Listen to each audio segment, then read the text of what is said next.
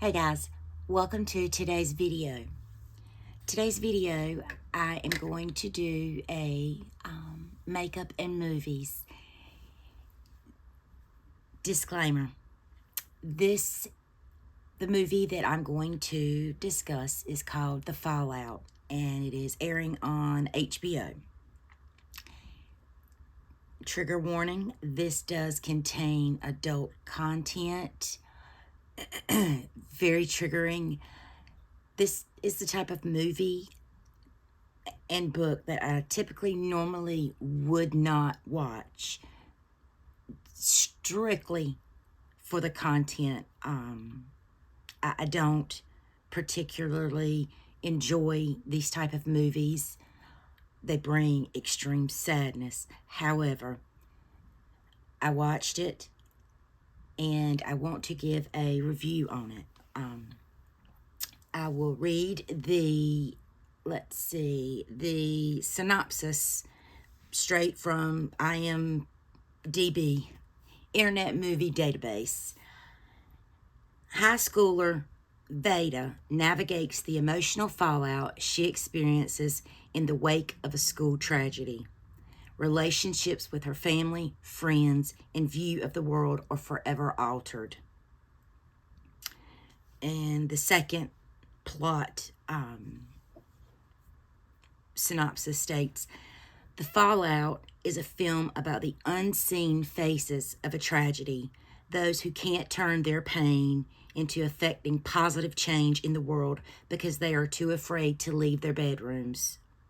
3 teenagers form a unique and dynamic bond as they navigate the never linear, often confusing journey to heal in a world that feels forever changed. I wouldn't go with 3.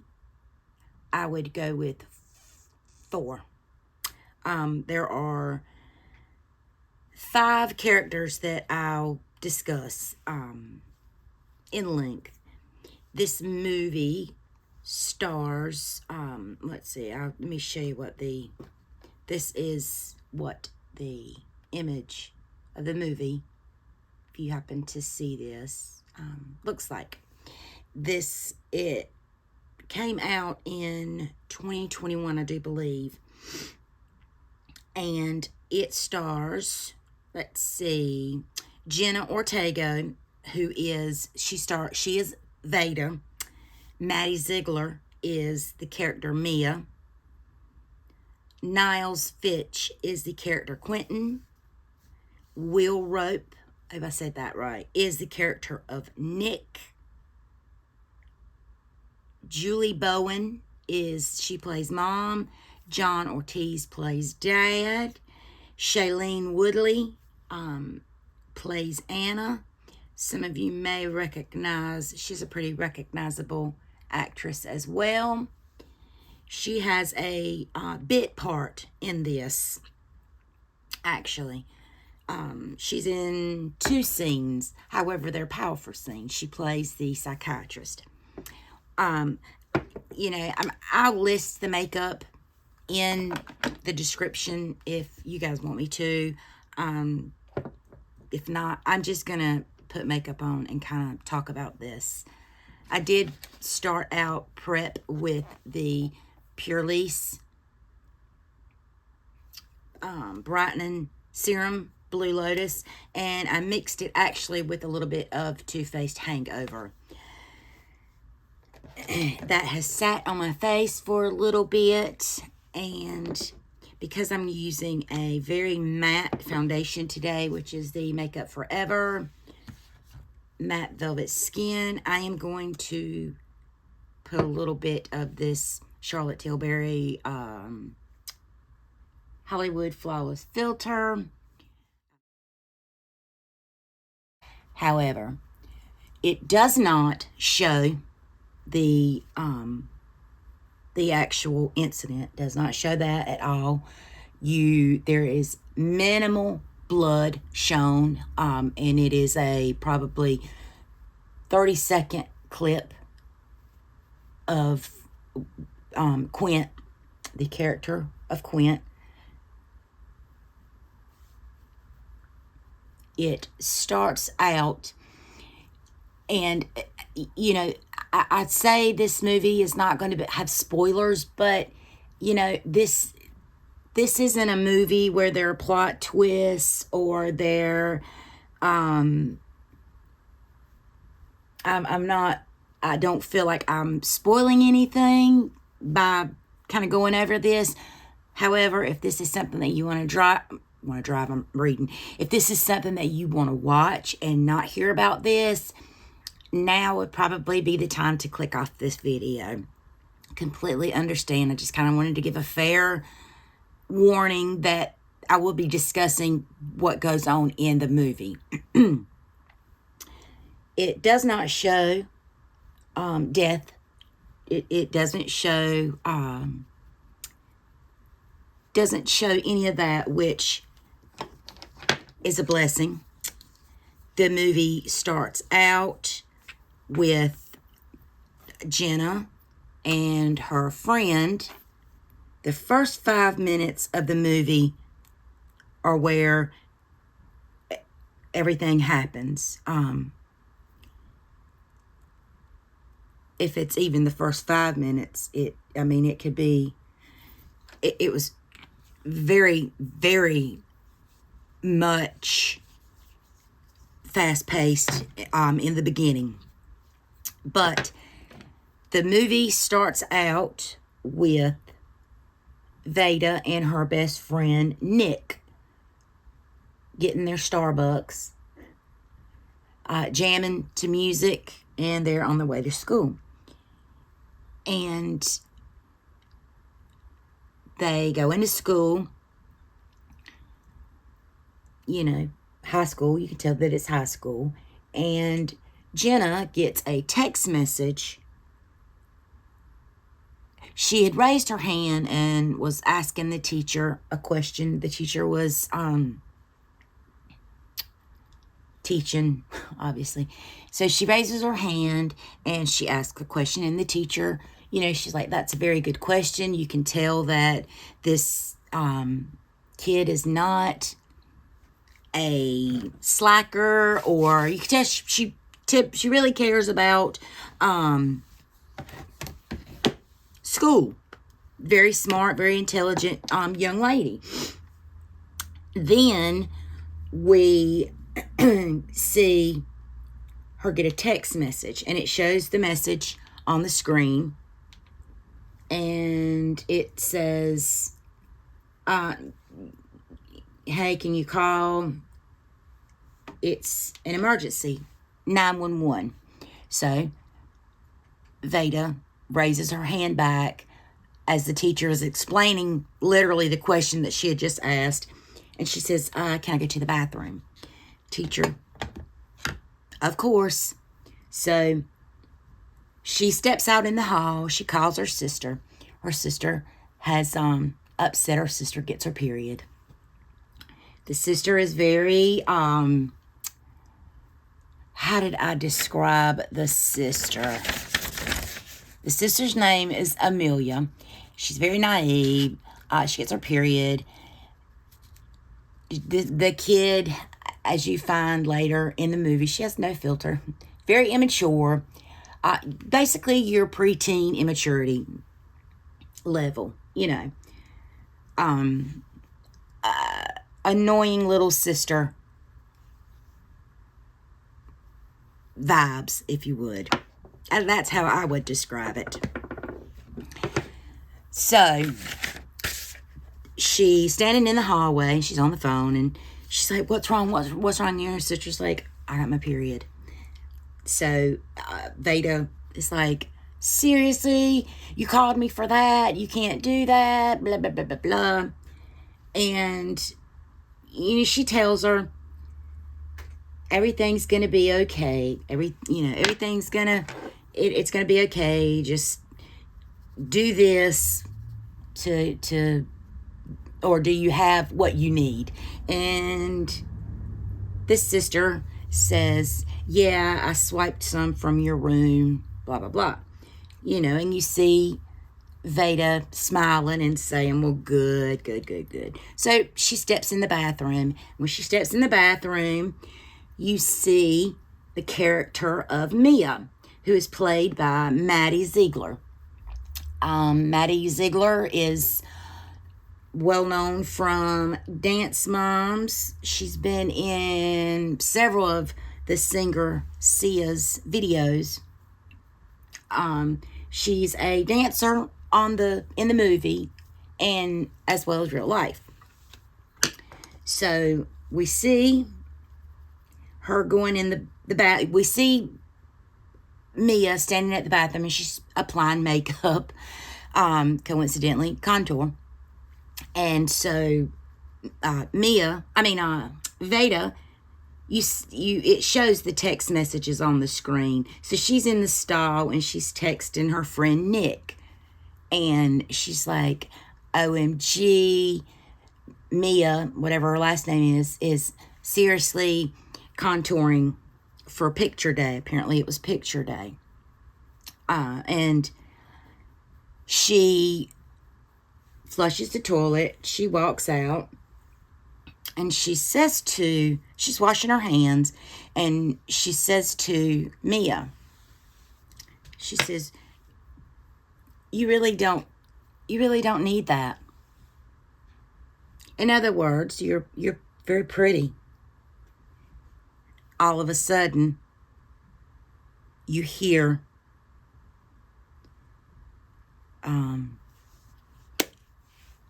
gunshots. And these two girls grab onto one another. They go in the stall. They step up on the toilet, and both of them are huddled together. And you find out later in the movie that this took place in 6 minutes. And I didn't go back and look at the clip to see if it was actually a 6-minute clip from beginning. At any rate, then they're in there, obviously traumatized, terrorized, terrified, and you hear the things get closer, and they're trying to hold it quiet together, and you hear the bathroom door open. Once the door opens, you hear a male voice say, I'm not the shooter, I'm not the shooter. And so he ends up being the character of Quint, and he climbs underneath the stall, and you see blood on his shirt. And the girls ask, are you shot? Then you hear police sirens, and you hear the police ask everything. You hear the commotion, and then you hear a final shot, and you don't see any carnage. You don't see any of that. Like I said, the only blood that you see is the small amount. Well, you see blood on the chest of Quint, and you hear the girls ask him, is he shot? And he says, no, this is my brother's. This is my brother's. And then the next scene shows the Jenna Ortega, who is Veda. It shows her in bed. Her family, obviously, in shock. She is in shock.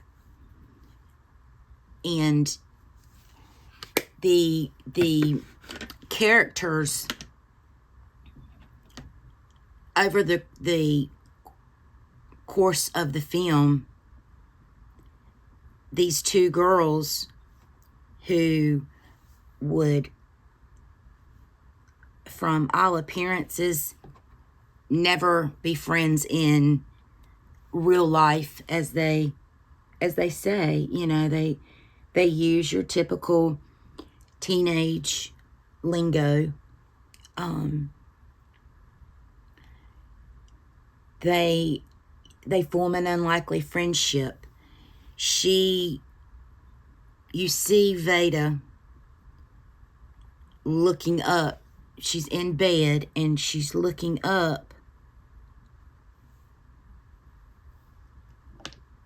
dance videos of Mia. Again, Mia, the character Maddie Ziegler, she is a real life dancer.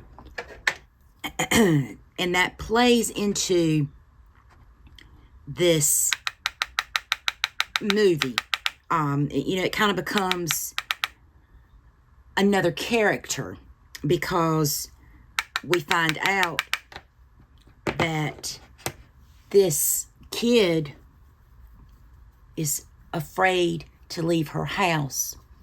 It shows as Veda's on Instagram looking at the girls' dance videos. You know, she's laying in bed. They've not bonded. The friendship hasn't formed. And you see her receive a message with her telephone number. And they do a few texts. And she, I guess, asks, "How are you doing?" And the Veda explains that her parents are hovering, you know, as parents do, as parents should. And Mia is like, "Oh, my parents are in, I think, Japan."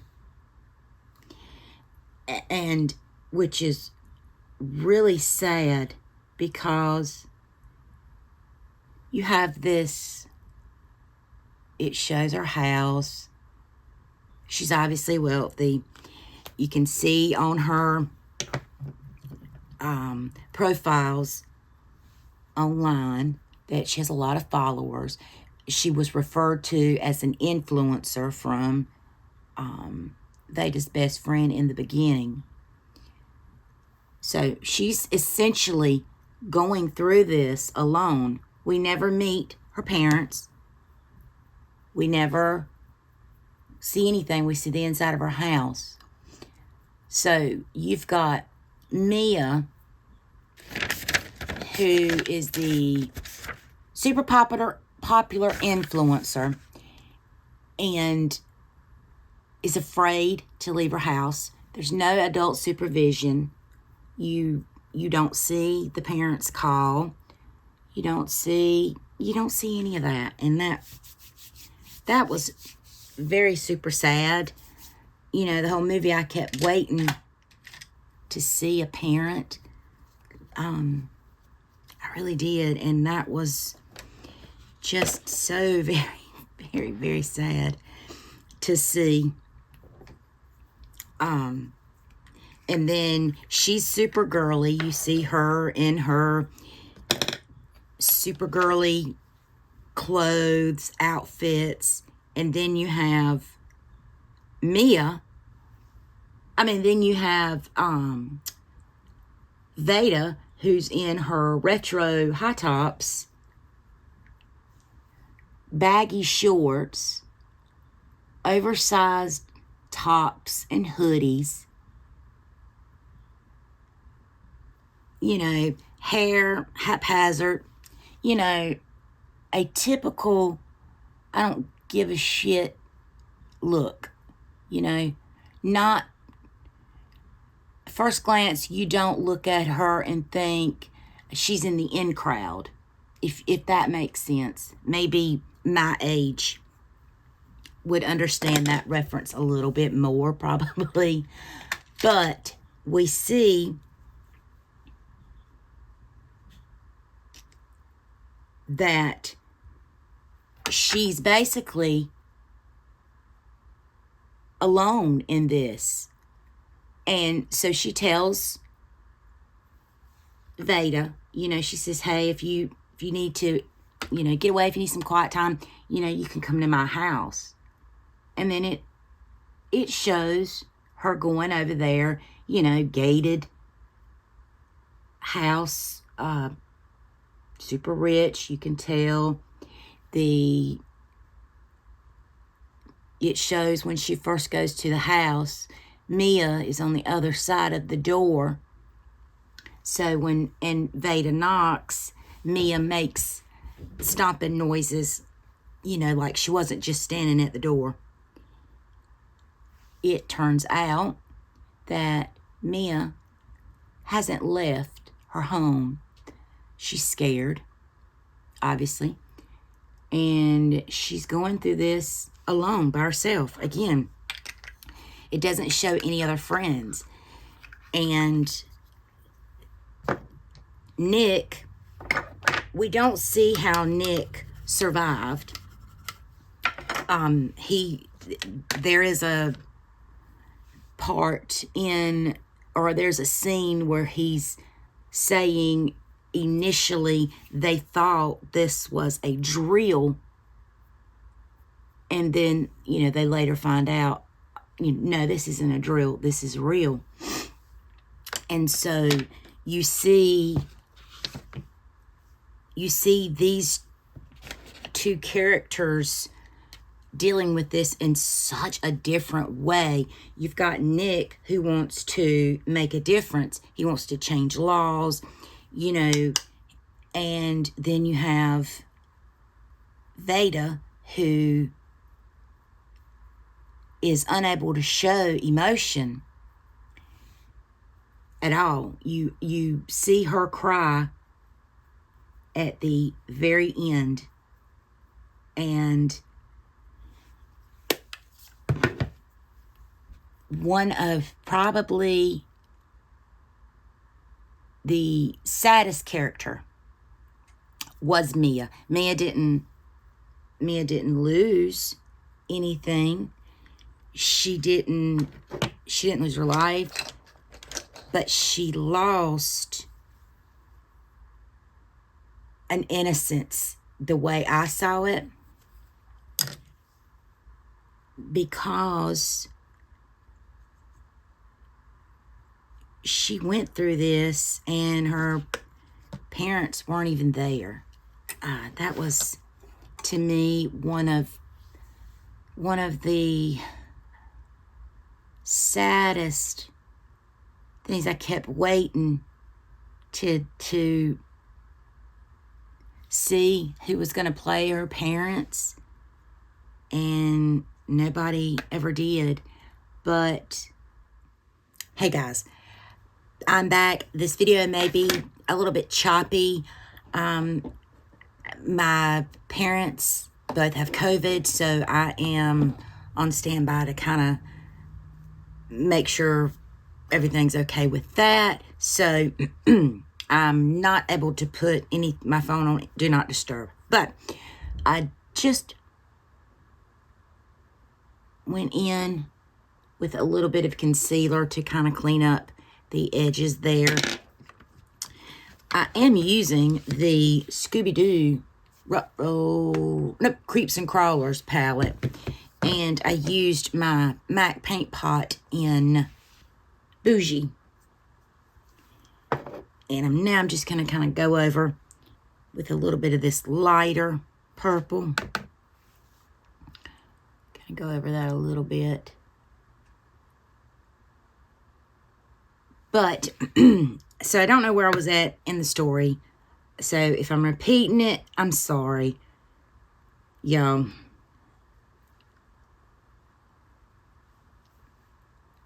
Let's see where I was thinking I was saying Mia was probably the saddest character because she had no one, absolutely no one to help her navigate through this. Gosh, you kept waiting, or I kept waiting to see her parents, her support system, but she had nobody. She had Veda. And Nick was probably the strongest character in terms of he jumped into action off screen to try to prevent this. And he talks about that a little bit in the movie. Quint was the guy who lost his brother. He showed up in the bathroom with the two girls. So that was why I said, you know, the synopsis I read at the beginning said, let's see, what did it say, 3 or 4? It said 3. It's really 4. And, oh, terrible. This sister, you know, in the beginning, we talked about how she was bratty and just typical teenager.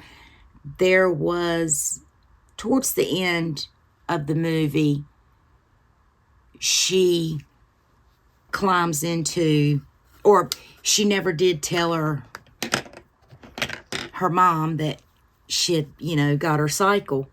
And so in one of the scenes, Veda tells her mom, she said, did you know that Amelia, you know, got her period? And she was like, no, I didn't. And so anyway, you kind of get that poignant realization that this kid, she is a child. I mean, she was, it doesn't tell their ages, but she may have been, I don't know, 12-ish. Anyway,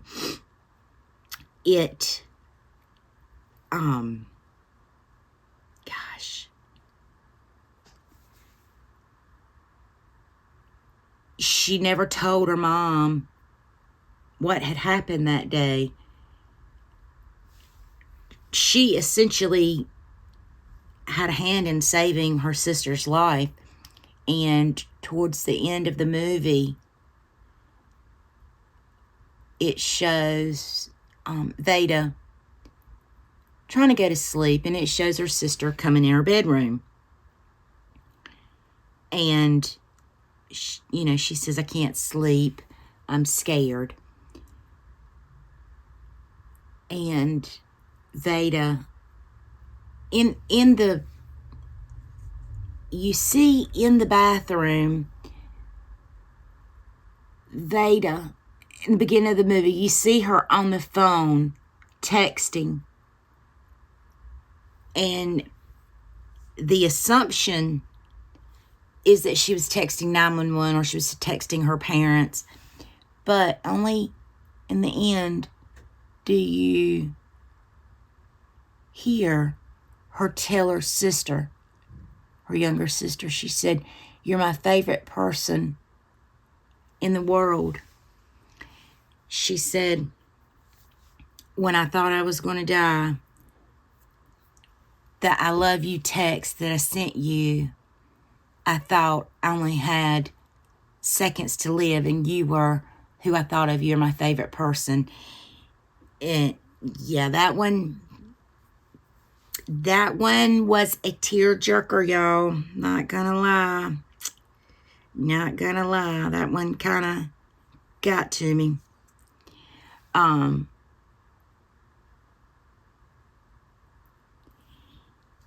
That was one of the most beautiful scenes in the movie to me. The vulnerability of both characters, the bratty sister and the go hard Veda.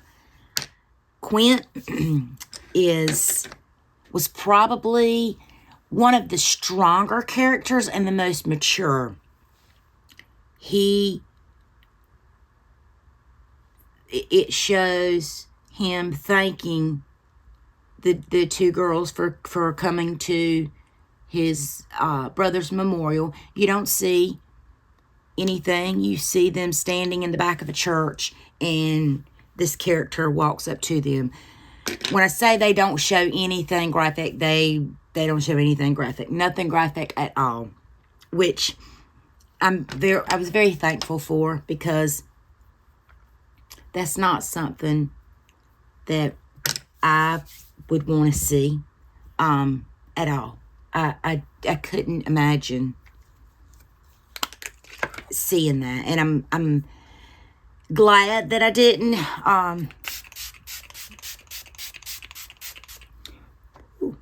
This is a very nice setting spray, in that it has no fragrance, but boy, is it strong. Can you see the mist on it? Better stand back.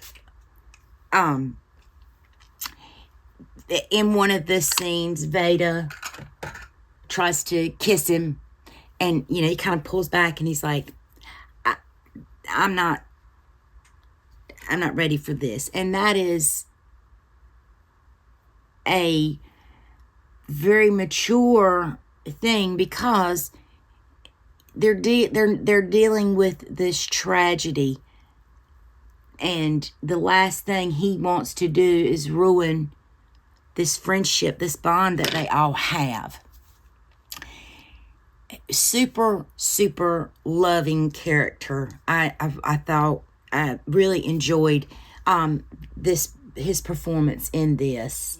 At the end of the movie, you see Mia say that she's going to go back to dance, and Mia says, "You know what?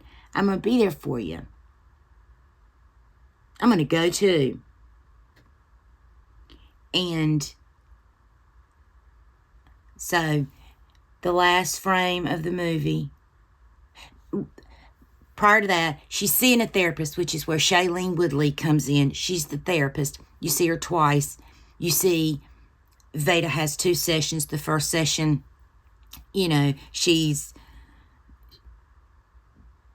obviously still in shock, reeling from all of this, not ready to talk, unable to express her feelings. And in the last session, you really hear her say what she's feeling. And that was a beautiful scene. But the end of the movie, you see Mia presumably in her dance studio, and Veda, she smiles and she takes a picture, and she types in, "Guess where I'm at?" And the girl, Mia, texts back, "Yay, blah, blah, blah." And then she's sitting on a rock, and she's waiting, and then you hear her phone vibrate, and the camera pans to the phone, and you see the notification that says Ohio school shooting, 12 confirmed, passed away. And then you hear a blood-curdling cry, and then the movie, you see the end credits, and you're hearing Veda cry throughout the last 30 seconds of this movie, and it is gut-wrenching. This movie showed no faces of any of the lives lost, with the exception, it shows her putting memorial pamphlets into a box. So it shows names. It does not show a shooter. It does not show any of that. And it truly is. It states it in the synopsis so well. It's faceless. But it was a very powerful, very, very powerful movie that just really dives into what people go through that have lived in this type of tragedy, I can remember when Columbine happened. I can remember exactly where I was at. I was in the hospital. I was in the hospital with my second child. I was not having her, but I had a lot of complications with my youngest daughter while I was pregnant with her. And I remembered seeing that on the TV, and it just continued and continued and continued, and it continues to this day. And it truly makes me so frightened to send my children to school, or to send my grandchildren to school. Both of my daughters have graduated, but I can tell you, there wasn't a day that went by that did not frighten me. This movie, it touched me so very much. As I'm watching it, I was watching it actually on my laptop, so I could, pause it as I needed to, write these things down, because I didn't set out to watch this movie to make this video. I didn't set out to watch this movie to critique it. I just decided, I got a lot of things I need to do around the house, and I can, walk around with my laptop and still watch this movie. I can clean the kitchen up, do the dishes, I can still wash clothes, blah, blah, blah, blah, blah. But I was just riveted. It's a movie that there are not a lot of scenery changes, where some movies you can have a scene here and 50 other places. No, you don't have, there's not many characters. There's not the focus. Truly, the story is the character. The story is the setting. Like I said in the beginning, it won a lot of awards. I think most of them were independent type rewards. I got mascara transferred, but that's okay. It's not about the makeup at all. I just wanted to play a little bit in this palette right here. And to use my bougie. Okay, guys, I promise the next movie and makeup will be a much brighter movie, less sad movie. But at any rate, I hope you guys consider subscribing. I hope you give this video a like or a dislike. Some constructive criticism is always welcome and appreciated. Be blessed, everybody. Be beautiful. Be kind. And I'll see you in my next video.